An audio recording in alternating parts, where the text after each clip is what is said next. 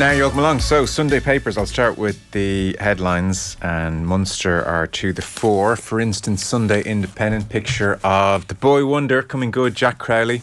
A Jack's drop of genius, Crowley magic moment sends Munster into final. So Munster 16, Leinster 15 was a really good game yesterday at the Aviva Stadium. Munster will face the Stormers in Cape Town Saturday week in the URC final. We have Sun Sport then as well, shaken and stirred. This is about the pitch invader who gave Eddie Howe a shove in the chest yesterday, and picture as well of Mikel Arteta Arsenal against Brighton today, but hoping Everton do them a favour against Manchester City. He says, as a huge Everton fan, I want the best for them, says Mikel Arteta. And then drop red gorgeous, picture again of Crowley with the drop goal in the final 2 minutes at the Aviva Stadium yesterday. There's a picture on the back page of the Mirror rather, again of Eddie Howe being pushed by a fan yesterday at Ellen Road in their draw at Newcastle. And then Mac to the future, this is Alexis McAllister. It would seem Liverpool are poised to pay 70 million sterling for him in a deal over the summer. Cop in the driving seat for 70 million. Seagull star McAllister is the word there. Sunday Times, they go with events at the Aviva yesterday. It's been described as Ronan O'Gara-esque, little pointing of the finger on Jack Crowley's part in the celebration. Drop of magic, Crowley kicks Munster into URC final. And beneath that, Pochettino agrees deal to become Chelsea head coach. Mauricio Pochettino has agreed to become the new head coach of Chelsea, set to take over in the summer. Lampard will remain as interim head coach. It says here Pochettino was interviewed by Chelsea when Potter was appointed. The club's co-owners have played a role in the decision, as you might expect, and it's his reputation for developing players, one of the main factors which has attracted Chelsea. Apparently that's Tom Roddy on the front page of the Sunday Times. And then Mail on Sunday, Jack High, Crowley breaks the blues, but Munster's captain O'Mahony tells players to save celebrations for final. So very much a degree of this counts for not much if we don't win the final from Munster.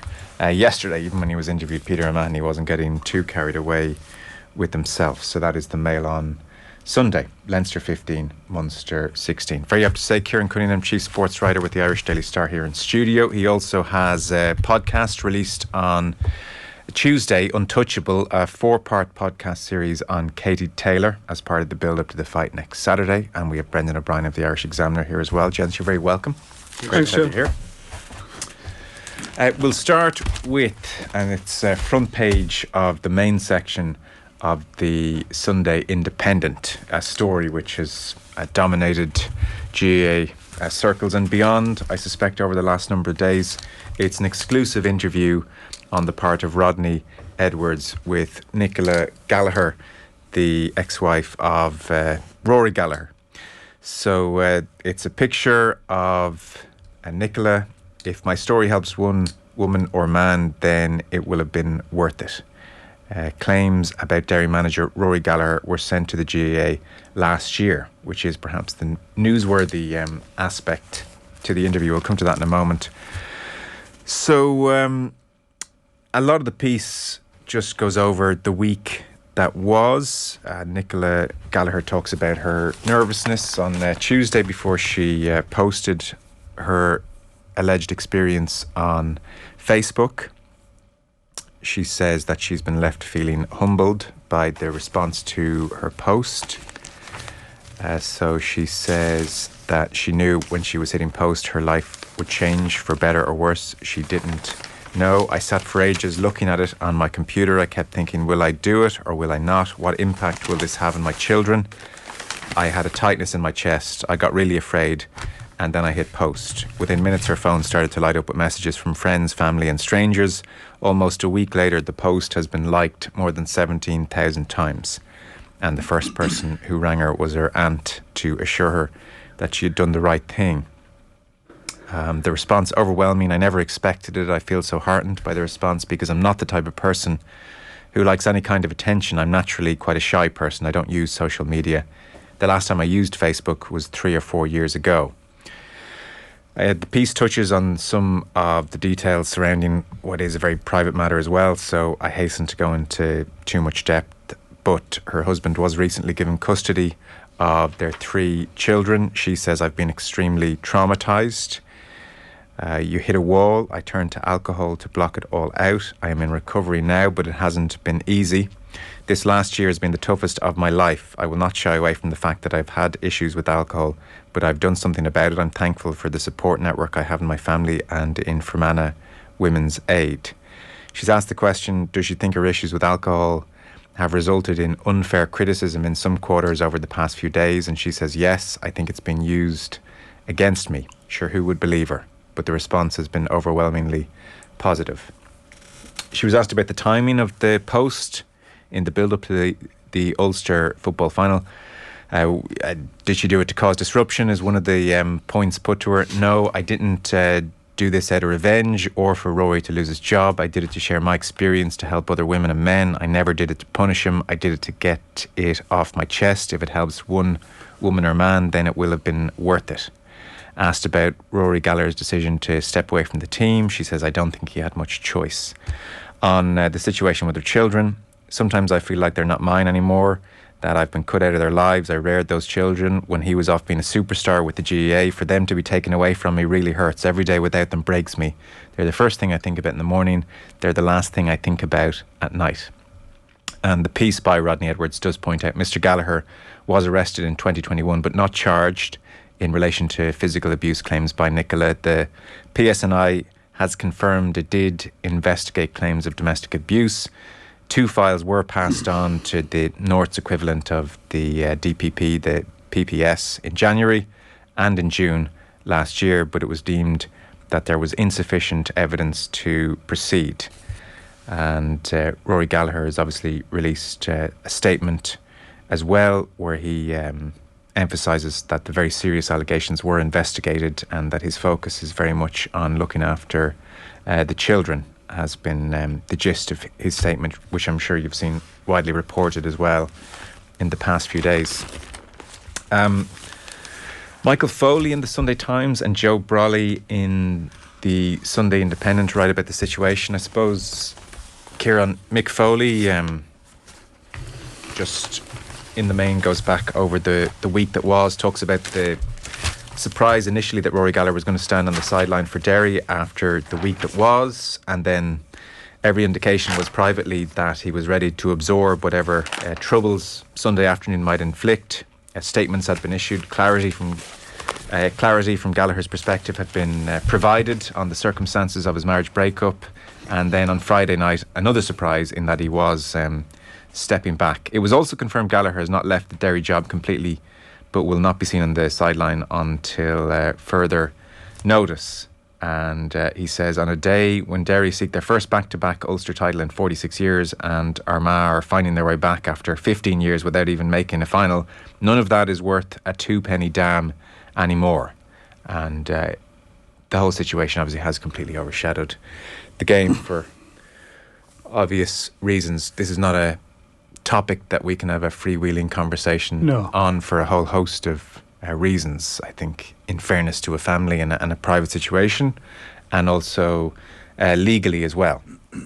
But it has been, I suppose, I firmly put GAAGO in its place. It's very much the story in GAA circles and beyond over the last couple of days. Yeah, like until Rory Gallagher, until it was announced on Friday fairly late that he was stepping back from the job and he wouldn't be there on Sunday, it did look like he'd be in the sideline today. And I was really curious and, if what would happen if that went ahead, and a bit concerned because it has become such a lightning rod. And I think it would be fairly certain that there would be protests, and if not inside the ground, outside the ground. That various groups, quite active on social media, saying they were trying to organise this, and also, we have seen managers confronted on the sideline before. You think of the kind of verbal abuse that were coming in. So I think it was for the better that he's not on the sideline today. I think Joe Brolly, is bang on in that most of us are very uncomfortable with this because there's 3 small children involved. Yeah. And it's very, that's who they are completely blameless. Like, and it's very hard to shield them from what's been around the last few days. Like in such an online world, and whenever they Google their parents in the future, the stuff will be out there. So, how do you deal with that horrible situation?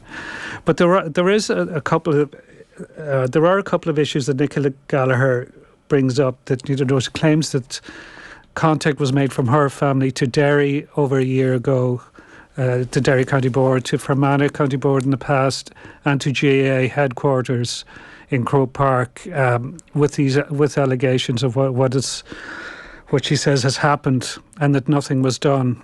And if that is the case, I think that is a serious issue for the GAA.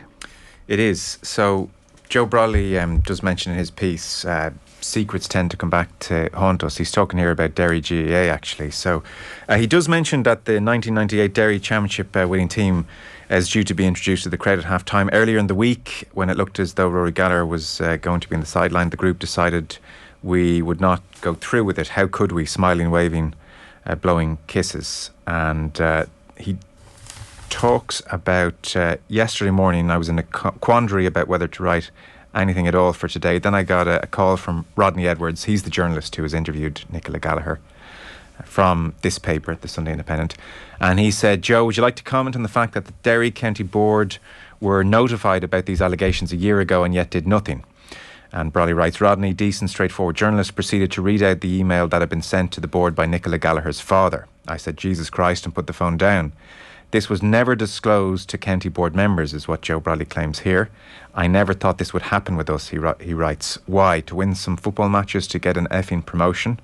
He says, I'm a Derry GAA man to the core. It is humiliating to know that this happened in my name. I spoke to several board members yesterday who are equally enraged. They had no idea that this had been done. They were unaware of the allegations until they read Nicola's anguished Facebook post last week. Hence, he says, secrets have a habit of coming back to haunt us. Now they have come back to haunt Derry GAA. Derry County Board were contacted, Bredndan, by the Sunday Independent to comment on the email sent last year by Nicola Gallagher's father, and they simply pointed to a statement they had put out condemning domestic abuse of all kind as their only comment in the situation. I suspect they will be asked for further clarification as to how that email was handled, I dare say. Absolutely. And, when you step back from this case in this specific case, there's wider issues as to how sport deals with similar cases, whether it's allegations or people who have been convicted of issues like domestic violence or any of those horrible situations. And this is something we've seen in Ireland, England, Scotland, United States. It's all over the world. What is sport's moral obligation in a situation where somebody is accused of something but there's no prosecution, or somebody who might be accused of somebody who has been prosecuted who might have served time for something? Where does sport sit in this? In a lot of these instances, we look to America as kind of where these things kind of tend to happen before they come here, so concussion or whatever, or even advances in sports science, and it's no different here. So if you look at the NFL has been slated for how they have dealt with players who have been sometimes only accused and sometimes convicted of domestic violence. They have suspended players who have been only accused. So it's very difficult to get the right line from how sports deal with this. But if it is the case that county boards were informed of some potential issues and there was no comeback on it, well, questions have to be answered. Yeah, there's something I've been thinking about this as well, Joe, and I have to make it clear, stress. I'm not relating to the Rory Gallagher, Nicola Gallagher story, but if you look at the bigger picture, if you want to coach an under 10 GA team or rugby team or soccer team, you have to get Garda vetted. For reasons that are, of course, perfectly reasonable, and everybody understands why. But if you want to take, I don't think if you go for an inter-county job, there's anything like that. And I think this could be a moment that a lot of people take a step back in sporting organisations and say, what if we were ever come up against allegations in the future? Should we, when we are bringing coaches and managers aboard at all levels, be looking into the background, which or running background checks or whatever. But Yeah. it's a tricky one. It is. We're very limited in what we can say at this stage, and I think, in the interest of fairness to all concerned, maybe we should leave it there. Just, I referenced Rory Gallagher's statement, so to be specific in what he said, he talks about how our marriage broke down over 4 years ago. Allegations against me have been investigated and dealt with by the relevant authorities. My focus over the past 4 years has been to protect our children from the ongoing turmoil in our family, was part of his statement during the week. So not on the sideline this afternoon, and as for his future with Derry, that remains to be decided, I suspect. By the way, just to mention, I suspect maybe you were wondering in the Sunday Independent if the piece with Nicola Gallagher had gone into great detail about her marriage to Rory Gallagher, or had expanded upon her Facebook post. It absolutely didn't. It very much just focused on the week that was, and it's a relatively short piece, just in case you're wondering if I did or didn't read out long in extracts. I did give you the vast majority of them. To move to what the big kerfuffle early in the week, for sure, it's GAAGO. We have Shane McGrath writing about it in the Mail on Sunday. Mark O'Shea in his piece, I'm part of GAAGO and proud to be, and we have Tommy Conlon as well in the Sunday Independent. Shane McGrath says, identifying the precise moment when the GAAGO story dissolved into hopeless absurdity is not easy. There was the swivel-eyed intervention from 1TD who blamed it on the woke agenda. Then there was the Taoiseach musing that GAA matches shouldn't be behind a paywall.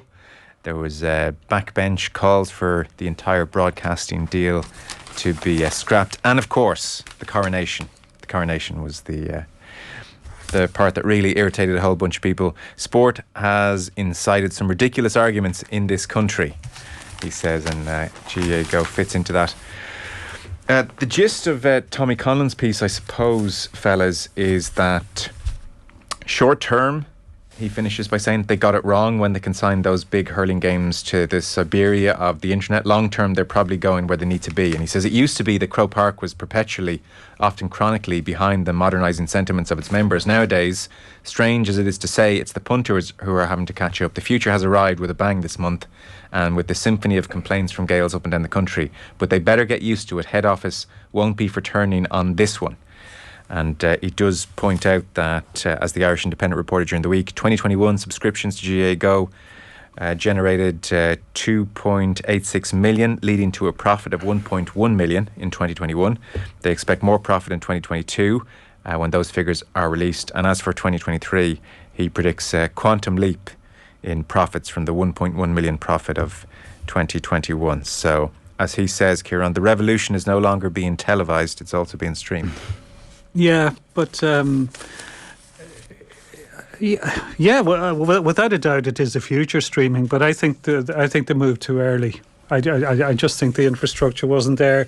When you look at some areas like the border counties, in some of the border counties, 1 in 4 don't have proper broadband. And that's the same.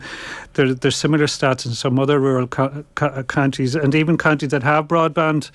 It can be not that strong, so that you have a lot of buffering and a lot of glitching, and there have been complaints about that already. And even though this was announced, was it last October, Bredndan, it was announced, I think, these things always creep up on people because people don't pay any attention to a lot of stuff. Like even I find this with the football championship change, the amount of people are suddenly going, 3 teams can go through, and there's been announced for once. Because people, it's only when you're suddenly looking at it and you go, what? So I do believe that genuinely people sat down and expected to watch Limerick beat Clare, and they're going, what the hell's going on? How is this not on TV? And I think, the politician stuff, there's a lot of populist crap. And, a lot of politicians do jump on this because it's an easy win for them.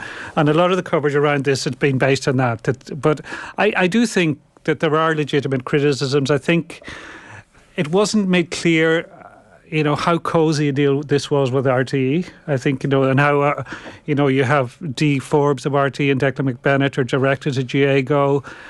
I think there is a reluctance to pay when you're already paying a TV licence fee, that people feel they're already paying RT and they're paying them again for this.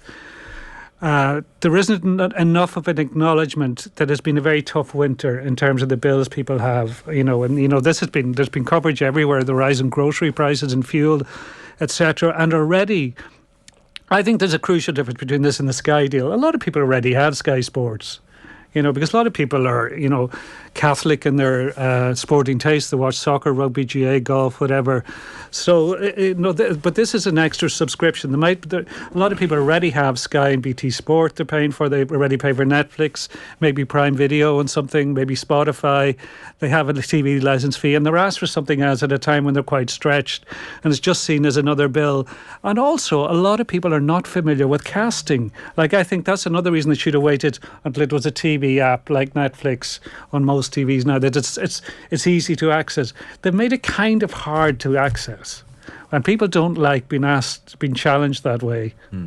Yeah, to Tommy's point about the flipping of the nature between the GA and its punters, how the GA was always cast as this oil tanker that was so slow to turn around. And I remember even the debate going back to the opening of Croke Park and how quickly in the end that happened. I mean, it took decades, but it happened really quickly in the end. And from that point on, I've just got this sense of the GA that it is moving quicker on things.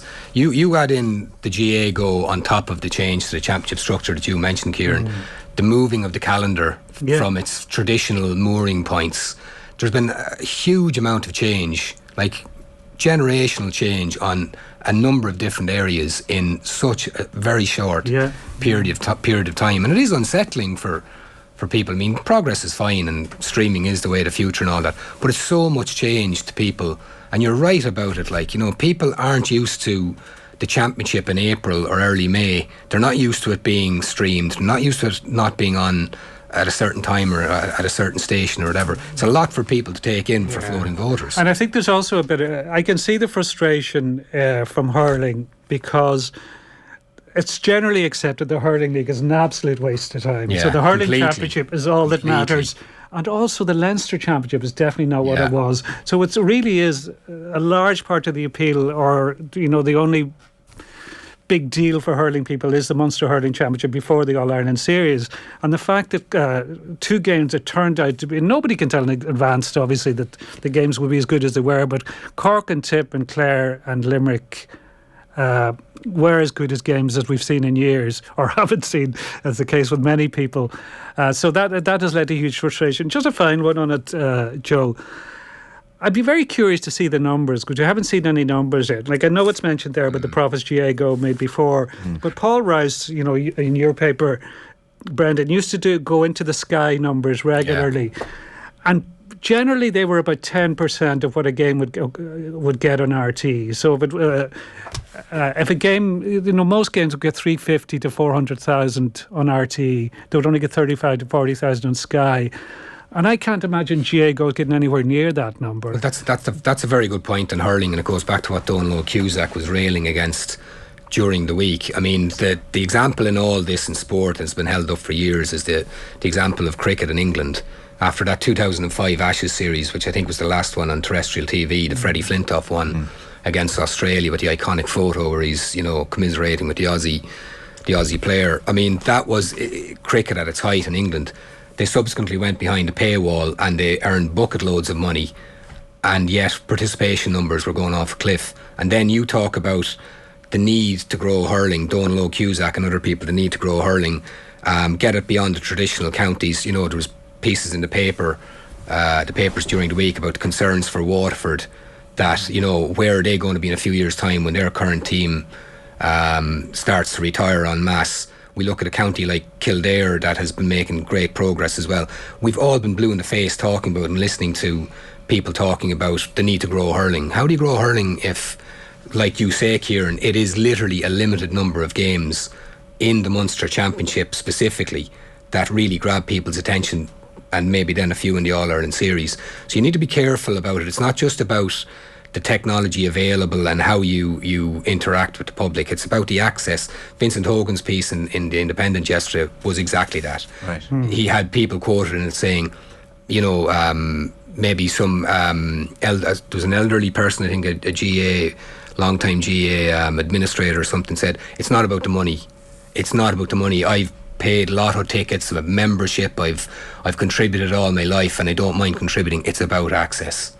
And this comes back to the ticketless scheme as well, the turnstiles as well. Like you said, Kieran, it just feels like the train has left the station a little bit early for a large swath of the association. I remember a couple of years ago, Joe, UNESCO announced that hurling was joining the list of, I think it was called protected cultural activities. Yeah. And how big a deal the GA made of that this was great and it would show the worth of hurling. And at the same time, you're doing something which when you really only have a handful of counties and you have 5-6 real good matches that you can depend on every year, and 3 of them or 2 or 3 of them you can't see. UNESCO, what took you so long? Said hurling. You've been asleep at the wheel. Declan McBennett was on with Brian Dobson on News at 1. Declan McBennett, the RTE Group Head of Sport. And Tommy Conlon quotes from that piece. So, for instance, Tommy says, Dobson grasped the nettle. Were the hurling matches chosen because they do attract big audiences and they will drive subscriptions to GAAGO? McBennett, no, absolutely not. And I've heard that stated over the past 24 or 48 hours. I don't know about that. I have to say.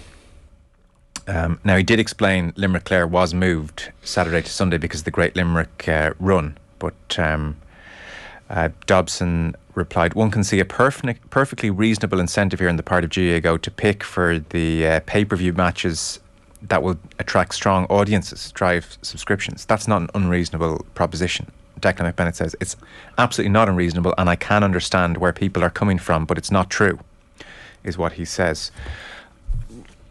Can I just make a quick... Well, can I... Sorry, go on, Joe. Yeah, sorry. There's just a key point, I think. So... the broadband is important, the cost of living crisis and asking people to pay more is important. But I think the RTE-GAAGO relationship is going to become ultimately the most problematic aspect of this arrangement. I think the paywall issue will subside and people don't like it, but I don't understand how it's tenable to have the group head of sport of RTE whose duty is to the licence fee payer. So I would think RTE's duty is to anyone who pays for their licence fee to get them the best value for money, to get them the highest quality content.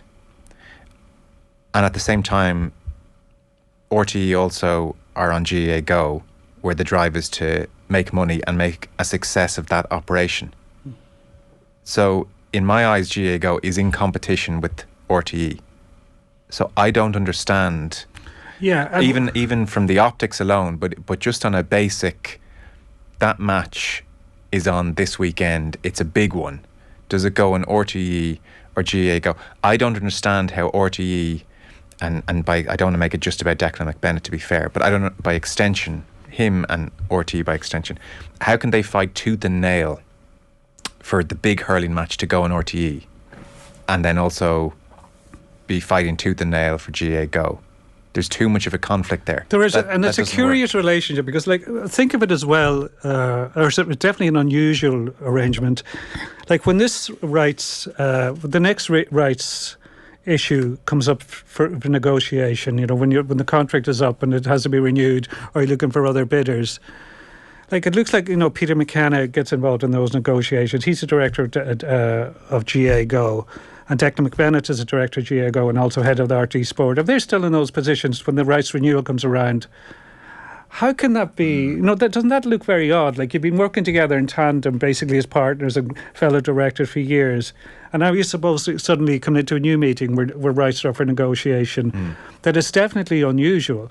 And I know the GA dismissed a lot of the Virgin Media statement, but I thought there was a Virgin's version of what had happened around the last rights issue.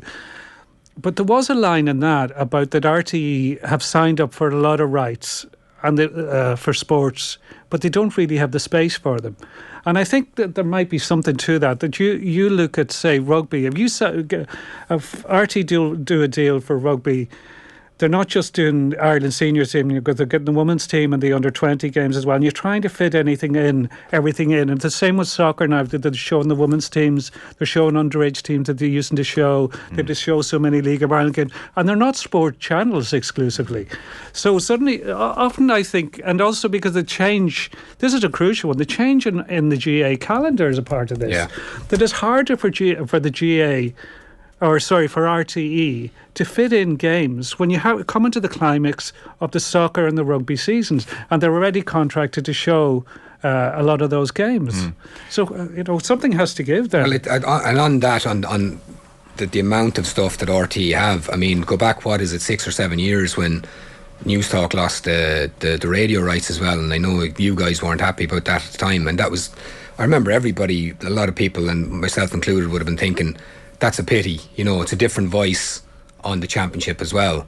And in terms of TV rights as well, Sky Sports was a different voice, regardless of access issues as well.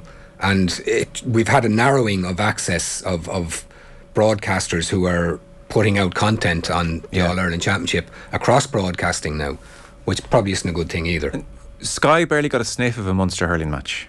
And that was issues for them. I'm sure they're looking on now saying, so hang on, now that RTE and the GAA are running it together, Munster hurling's all over it in the early weeks. What about that point? How problematic, Bredndan, is it that RTE on the one hand are duty bound 100% to the licence fee holder, and at the very same time when certain matches are up for grabs, it's in their interest with their GAAGO hat on to funnel it away from the licence fee payer. Yeah, I honestly hadn't thought of it like that. I think it's a very interesting point, because I always remember one of the first games, it might have been the first game that Sky Sports had, was Kilkenny-Offaly in a Leinster hurling championship, which was an absolute turkey shoot. Yeah. And that issue did hold throughout their rights period in the GAA on a Saturday night. So I think it's a very good point that should be answered. Yeah, because if you're a licence fee payer, yeah, do you feel totally confident that everything possible was done to fight for the best hurling match that weekend? I think it's a fair point. Again, it's not something I had actually thought of, but it's a very interesting way of looking at it. I just don't. There's too much of conflict there. Like, who are they fighting for? GAAGO or the licence fee holder? That's it. Yeah, no, that's why I was to say it's a very unusual arrangement. And and it's funny, you see a lot of disgruntlement with the cost of the licence fee with people. But then I've seen people saying, GAAGO is quite reasonable. But it's half, at full price, it's half the price of GAAGO. And if you want to watch single games, with a lot of people, if you look at the GAAGO schedule, there's only 3 or 4 of those games that want to watch. They wouldn't really be interested in a lot of the others. So, but if you want to watch individual games, €12. So it is. I just don't think the timing was right. Maybe down 5 years' time, it would have been far more acceptable that between price arrangements, between broadband access, etc., between people's familiarity with casting. But I just think they got a bit run ahead of themselves with it. Is there any way back as well? Yeah. Do you know, once you've gone down this route of GAAGO, like League of Ireland TV or whatever, that's well, I guarantee you next year RTE will have the big Munster Championship games. I think they'll. But even in terms of future TV rights deals, how do you go back to the market now? What happens? GAAGO, is that kind of becoming part of that? Will that become part of the furniture? I think it will. But that's the point. So, are you reducing the possibility of income from other areas as well? Other people getting involved. It's interesting because, like you said, the Premier League, you've Sky, BT, Amazon, and yet in recent years we've had RTE in one guise or another. It's an interesting way it's going. Well, we'll watch this space. Bredndan, you were at the Aviva Stadium yesterday for what turned out to be the best Leinster-Munster match in... I don't know how far back you want to go, but Yonks is the official term, yeah. Jack Crowley, drop goal. And Munster probably deserving winners on the balance of play. Oh God, yeah. I mean, if they hadn't won that, I just couldn't imagine what they'd be feeling this week. A lot of botched chances in the Leinster 22. Yeah, and like the thing about it was, and Graham Rowntree, their coach, spoke about it later. Even if you think about the winning of the game, how they turned it over in their own try line, they played it out of their 22. They were brave. They tried to play, and they did that all game, and you can see it in their attacking shape and what they're trying to do and play the game. They did a serious amount of offloads. They went for it, but they nearly hamstrung themselves a couple of times. I mean, the amount of times they spilled the ball 5 metres out from the Leinster line, and you're just kind of going to turn down kicks at goal. I mean, before Jack Crowley hit that drop goal, you're just thinking, how in the name of God are they going to come back from this? And to be fair to them, for the Crowley drop goal, if anyone didn't see it, this was Munster playing on their own try line. This is not brilliant. The Munster of Van Gran. It did make me think watching it, what a waste those Van Gran years were. You wouldn't be the first person to say that about those really years. And truly. Yeah, Goodness me. and that was the thing going into the game. You just wanted to see Munster give it a shot. Yeah. Do your best, play your game, and they stuck to it. And it was just so important. I feel for Leinster, I really do. They've a lot of advantages, and there'll be little sympathy maybe from other provinces, and certainly from England and France, where the talk has been of all the advantages that they have. But it has been tough for them fighting on two fronts. But when you look at the wider picture, we needed Munster to win that. Yeah. Munster needed it, we needed it, the game needed it.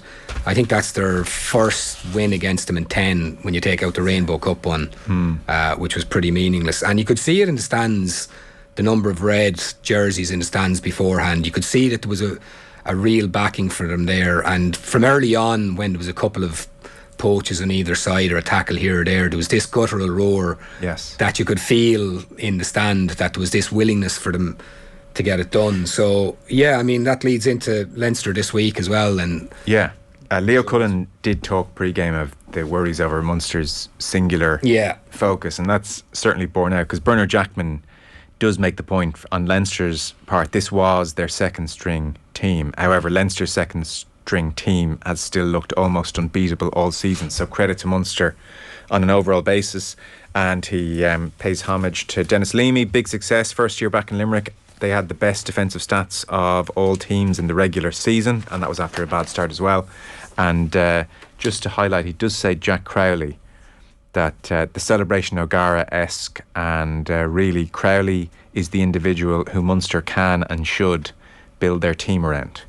And he says it looks like the beginning of a fantastic career for Crowley in guiding Munster into the future. Secondly, what a way for Keith Earls to finish off his career in a final with a chance to sign off in South Africa with one more trophy.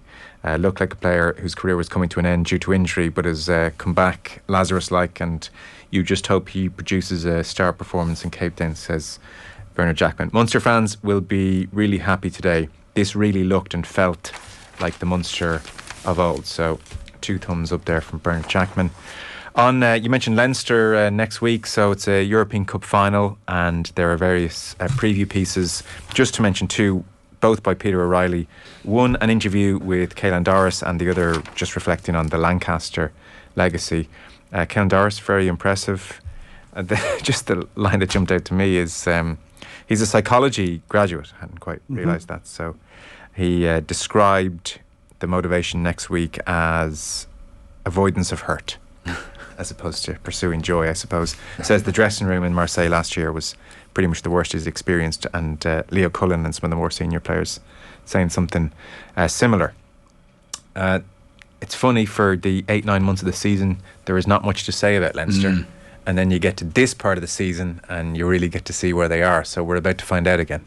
It's massive. I mean, this game on Saturday is ginormous for them, and as Peter says in the Stuart Lancaster piece, for his legacy as well. I mean, if he leaves for Racing 92 with one Heineken Champions Cup to his name, I mean, that's not a success. For everything he has done, and Peter outlines it very well in his piece, that Lancaster's influence in Leinster has gone way beyond just coaching on the pitch. It's gone into leadership development and psychology, and bringing lads out of their shells, upskilling coaches of all levels around the province. But one Champions Cup title for this team, I mean, everybody said it, they've underachieved. That's the bottom line. If you look as well, Ireland winning the Grand Slam in the spring actually ups the stakes on them as well. You know, Ireland can get it done, why can't Leinster get it done? There's a lot of issues there, and that avoidance of hurt thing caught my eye as well, Joe, because just even from doing the pressers with them week on week, they get asked about this the whole time, about last year, the losses to the Bulls and losses to La Rochelle, and some of them will say it's not about last year, it's about moving on. He's talking about avoidance of hurt. They all have their different motivations on it, but if they find themselves waking up on Sunday morning next week having lost to La Rochelle, so many questions about them. And like you say, after 9 months of let's park Leinster for now, it's going to be a very long summer for the guys in UCD, you know? Yeah, and I know it's a secondary competition, and it was a lot of second string players yesterday, but I think it's probably the last thing they needed a week out, because it was another late defeat, just like last year. So I was reminding them of that. Yeah. And then even things, as Peter Riley pointed out, that since their last success, they've lost 2 finalists, 1 semi-final, 1 quarter-final in the Champions Cup. That all these things would be brought up all week, and I know they've been brought up regularly, as Bredndan says, but also, they're planning yesterday. Josh van der Fleer was out injured or struggling with injury a few weeks ago. The intention would have been, I would say, give him 20 minutes or so yesterday, but he was in the pitch after 2 minutes and he'd play a full game. Robbie Henshaw played 80. That wasn't part of the plan either. So those kind of things, I think now, there'll be there's a fair amount of pressure on them because they are obviously going in against the reigning champions, a very good team and a very good, well-coached team. And on the psychology point of it, I mean, that's big for them this week. The pressure is there, and like you say, that defeat yesterday is just another little unwanted prod in the side. Just this is 3 in a row now. Yeah. You haven't got it done. They're at home. They will be favourites still. And how they actually deal with that between the years this week is going to be very, very interesting. Meanwhile, the boy from Cork plotting away and licking his lips. Isn't it? Oh, listen, here we go again. The Lancaster Legacy piece, Peter Riley's piece, it's and there's a similar vein actually in an article on Mickey Hart, which we'll come to in due course. Just some of the behind-the-scenes bits and bobs that Lancaster has used to turn Leinster into the force that they are. And Peter Riley makes the point that Lancaster joined the club when 13, if you discount, it says Gibson Park and Charlie Nagatai from the Toulouse starting lineup. That leaves 13 homegrown players who were aged between 18 and 23 when Lancaster joined the club, all but one of whom are Irish internationals. In other words, he has had more contact time with them than any other coach. So he's making the point that Lancaster's effect on Irish rugby is beyond profound. And just some of the behind the scenes stuff is pretty interesting. So Lancaster noticed how many of the players produced by the school system were skillful and adept at playing to a preordained structure, perfect rote learning products of the Leaving Cert system. But they were less comfortable when presented with a problem that hadn't appeared in past exam papers. With a couple of fairly obvious exceptions, the Leinster players were quiet on the pitch as well. To prove the point, Lancaster attached microphones to players' jerseys during training sessions. He then played the tape back to them afterwards to prove how much more assertive they could be. He carried out psychometric tests and he made people aware of their personality traits and how this related to their ability to get the best out of themselves and the collective. Gave the players reading material, links to podcasts and documentaries, always chosen specifically for the individual. And then this is Andy Farrell-esque, I suppose. One evening, the week before last, Lancaster invited the parents of all the Leinster players together for a valedictory drinks party. He said a few words to the group and then worked the room. A parent-teacher meeting with cocktails, if you like. So he has had a profound effect, and a bit like Johnny Sexton, how he'll view these last number of years will be dictated a touch by Saturday. So that's Munster, Leinster and Leinster La Rochelle. Big week for boxing in the country, Kieran. So again, your podcast is out on Tuesday. People can keep an eye out for that. An episode released each day. It's called Untouchable. And there's an interesting piece in the Sunday Times. And so Taylor, big time boxing in Dublin for the first time in 8 years, I suppose, and it's wondering if the wounds of 2016 are...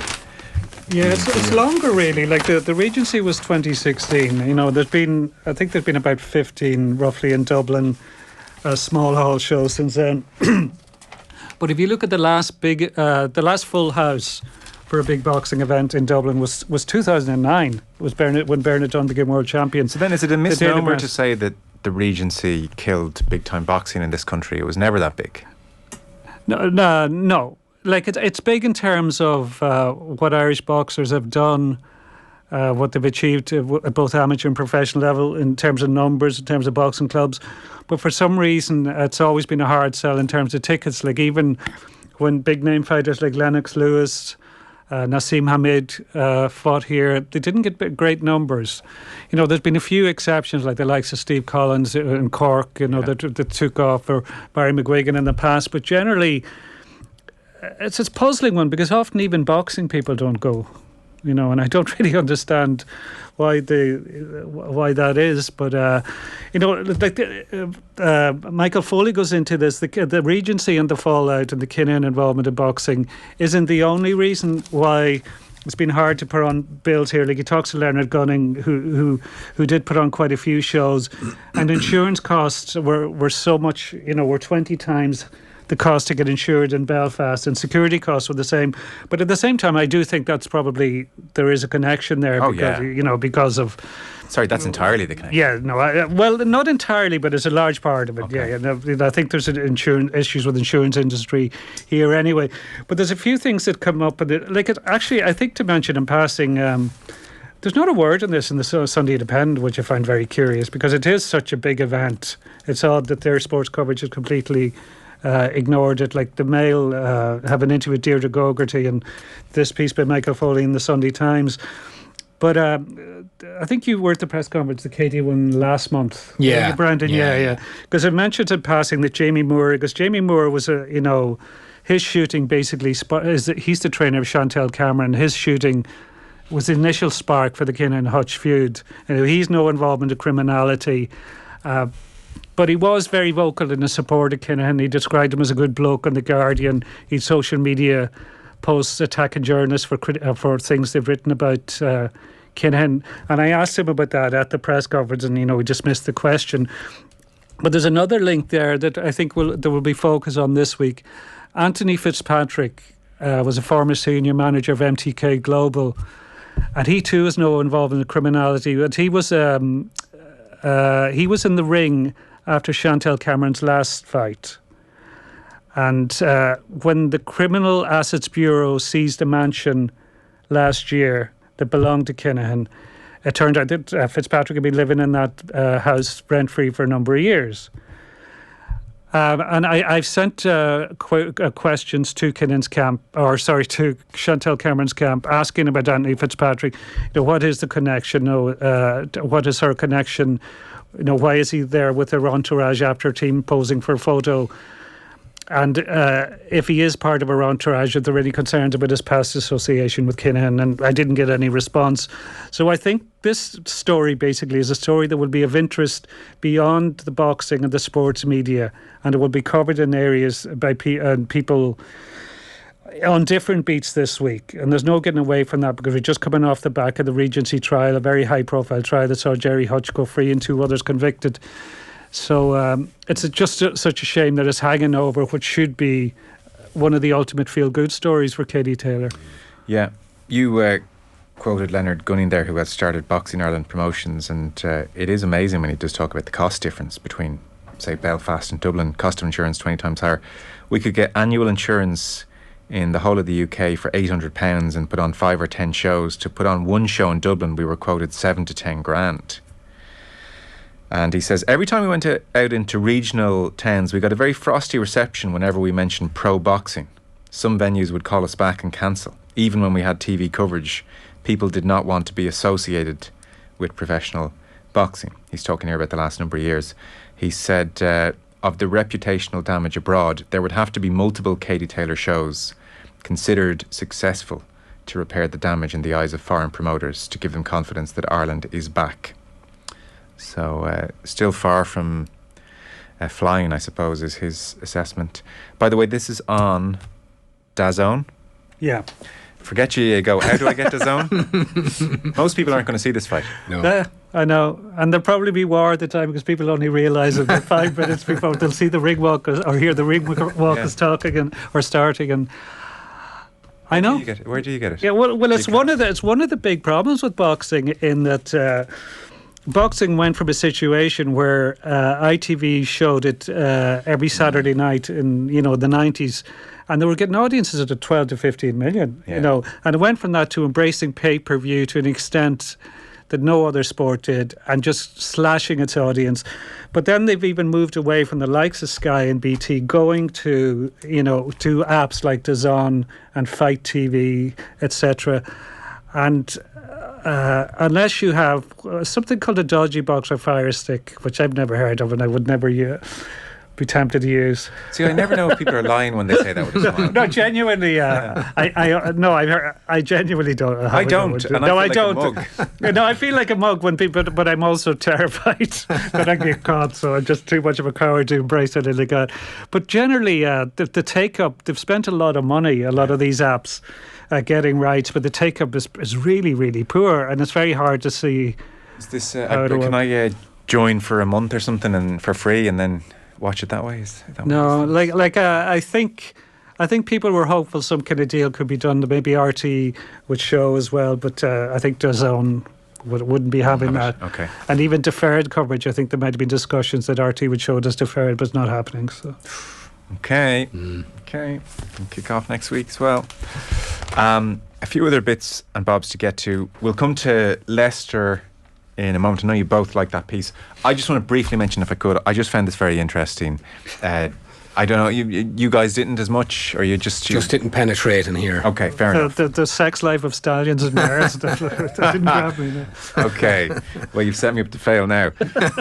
David Walsh, back page of the Sunday Times. So the byline here is that Coolmore stood, will always lament the one that got away in Frankel. So I just hadn't realised the background here.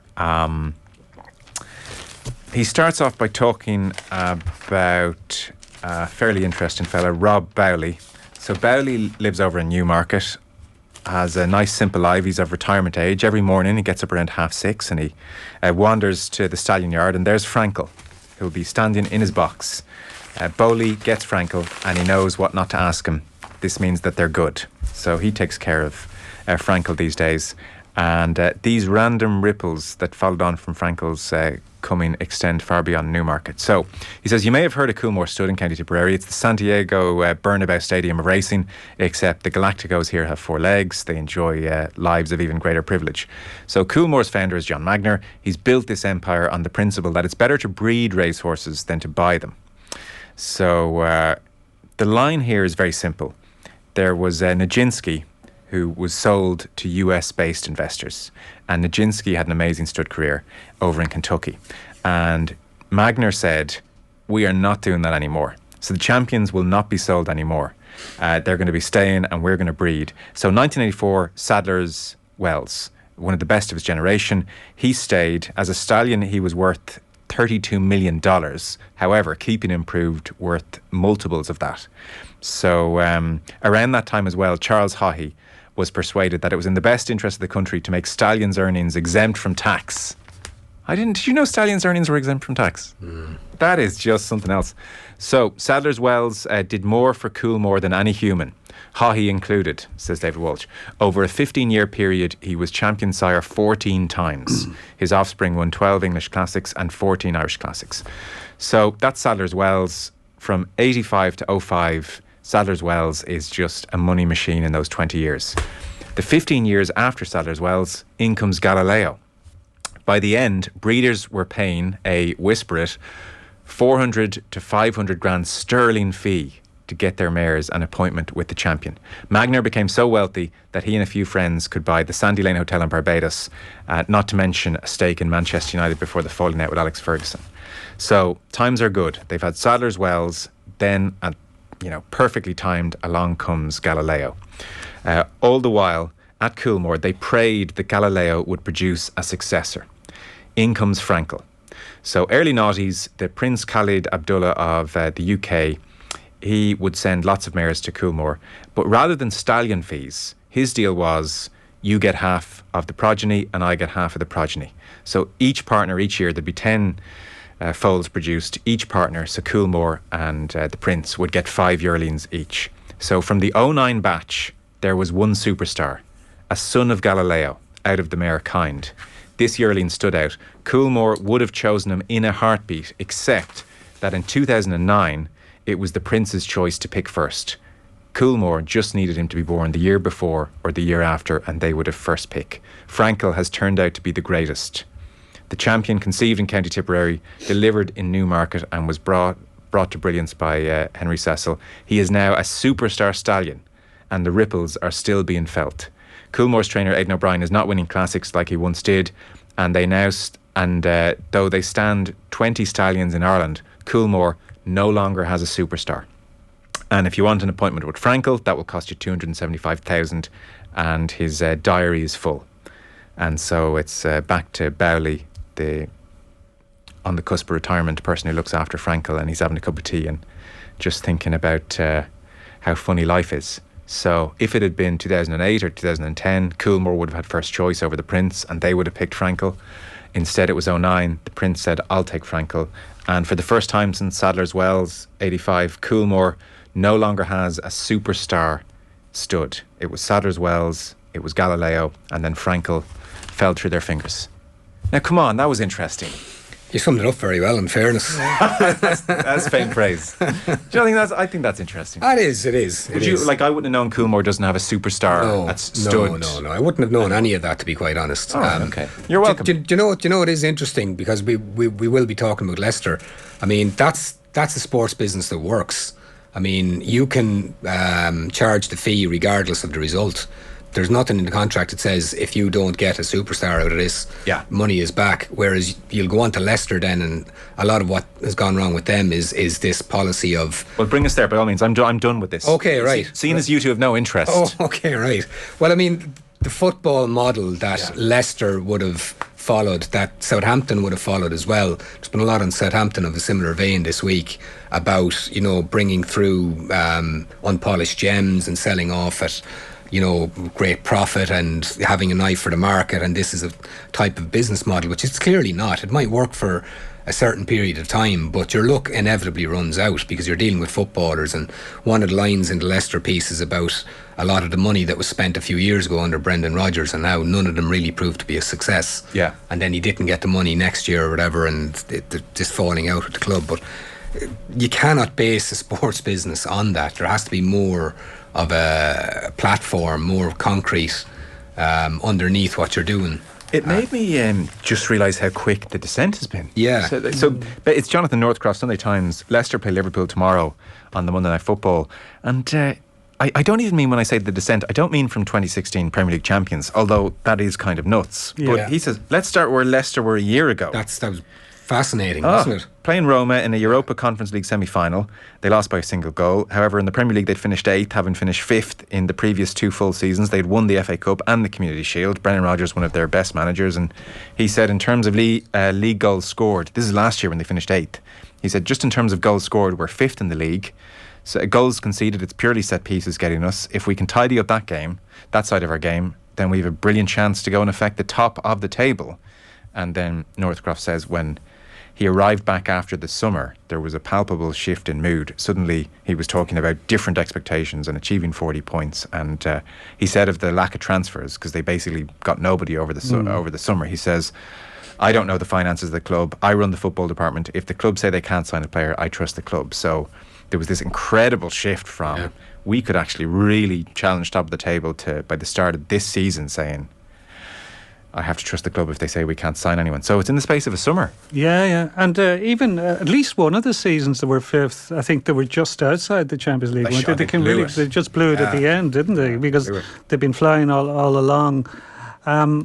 It's sad because just going back to when they won the Premier League, like I think if you were to pick one of the most memorable moments of the Premier League era was when Andrea Bocelli came onto the pitch the day of the trophy presentation alongside Claudio Ranieri. I think, was it Nessun Dorma he sang? I think it was Nessun Dorma, yeah. Funny, and he had the Leicester jersey. And I remember it so well, because there I was and I saw Out Comes Bocelli and I thought, where is my phone? How many little, kind of dismissive tweets, look at the world make fun of this. And 5 minutes later, all the people who had tweeted the jokes were tweeting, actually, sorry, that was amazing. It was amazing.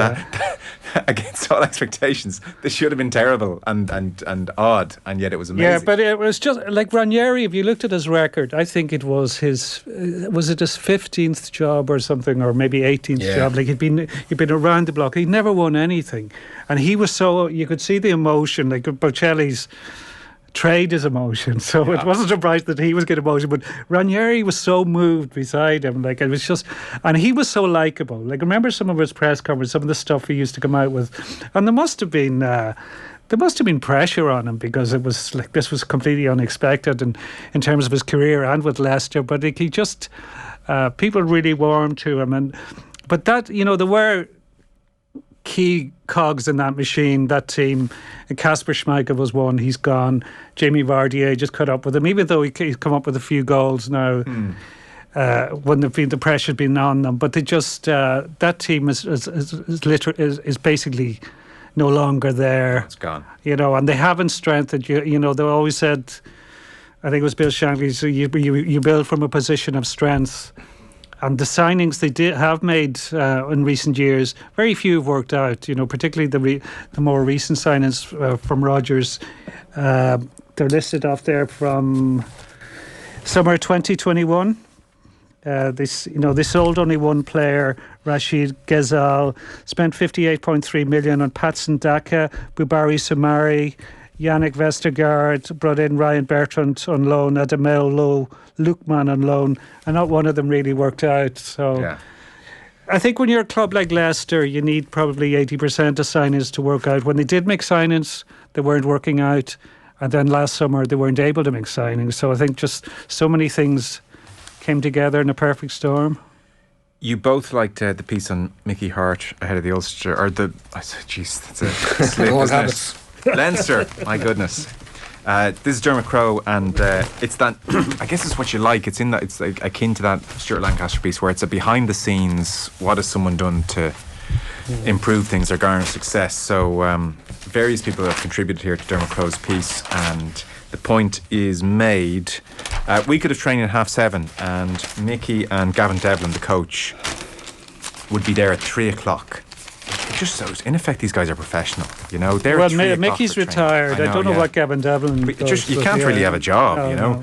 So I've never seen preparation like it, says Peter Fitzpatrick, the Louth chairman. And a former player with Louth development squad speaks of a time when the playing gear was symptomatic of dysfunction. Some shorts had the old crest, some had the new. In Hearts' time, they've rejuvenated the Centre of Excellence training centre in Darver. They knocked an internal wall to create one large dressing room with underground heating. The walls of pictures of Louth legends. Different mottos are scattered across the hallways and dressing rooms. A new dining area has been created. There's a major investment in nutrition. Strength and conditioning programme managed by Kieran Solon runs 12 months a year. Players still meeting up to do a supervised weekly session when the season is over.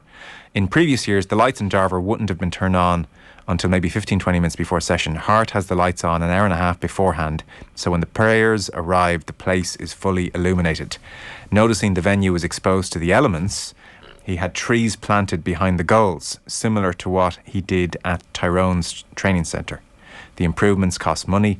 Louth has been busy fundraising. Last year, before the championship, they had a night in with Hart in Darver Castle at €100 a ticket, where the commentator Brian Carthy interviewed him on stage. It was at this event that Gavin Devlin said he didn't see anything to fear in Leinster. So it just goes on in that vein. There have been years when Louth might have trained with 16 players. They might have 12 the other night. Players took liberties. You don't take liberties with Mickey Hart. He set his stall out straight away. So there's more than 12 and 16 at training now. So it does, I mean, amazingly impressive job. There is no doubt. But it does show, perhaps in certain ways, we can blithely say, oh, inter-counties at a whole other level these days. And it is in certain counties. But it does highlight some of these things, while they cost money, you would say they're at the lower end of high performance. Mickey Hart went in and he, absolutely,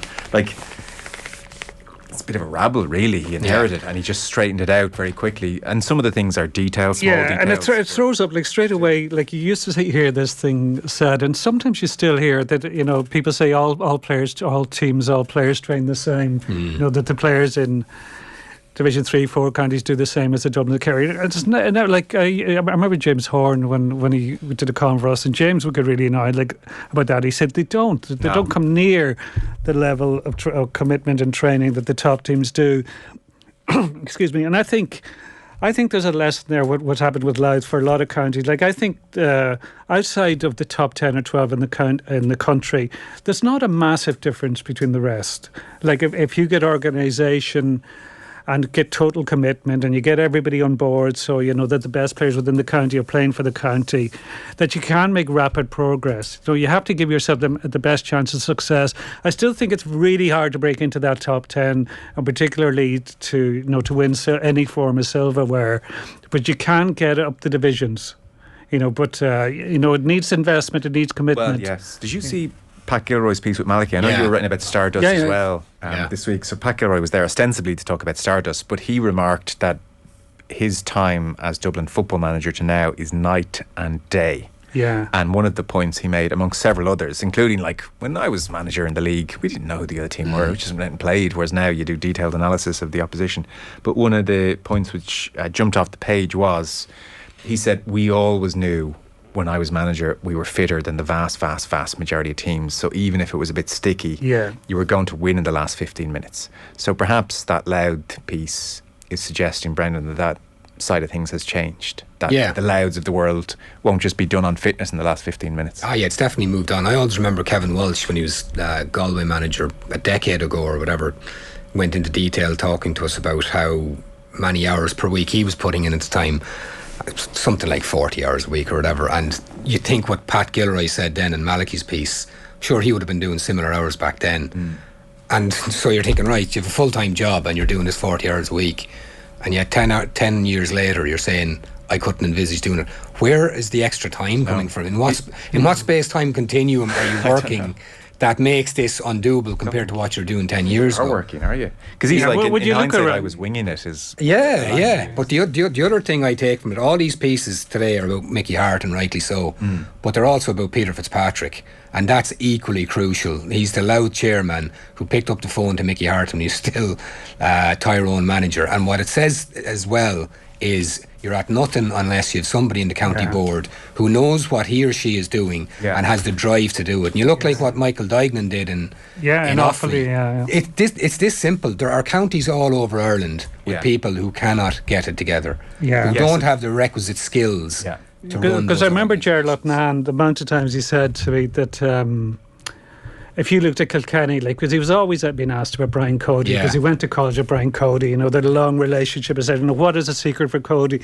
And he always said it was about three people. It wasn't just Cody. It was Cody, Shefflin, he always said was most important. But the other one he always mentioned was Ned Quinn, the chairman of the county board. That if you look at other counties, you look at what's going on in Donegal at the moment.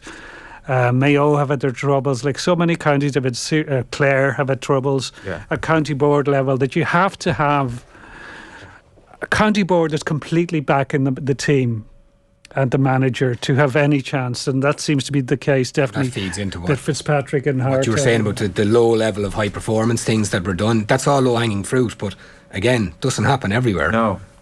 But there's stuff there that can easily be done. It's all about people. And to Hart's credit, I think a lot of people, when they saw that appointment, thought, well, that's just going to... I honestly thought it was... Yesterday's man. I thought it was reactive. I thought, oh God, he should have taken more time. He's just on the rebound. That's mentioned in Mick Clifford's piece in the Daily Mail. Yeah. Fellas, we are pretty much out of time. We should, and Kieran, you alluded to it, Mark Gallagher's interview with Deirdre Gogarty is amazing.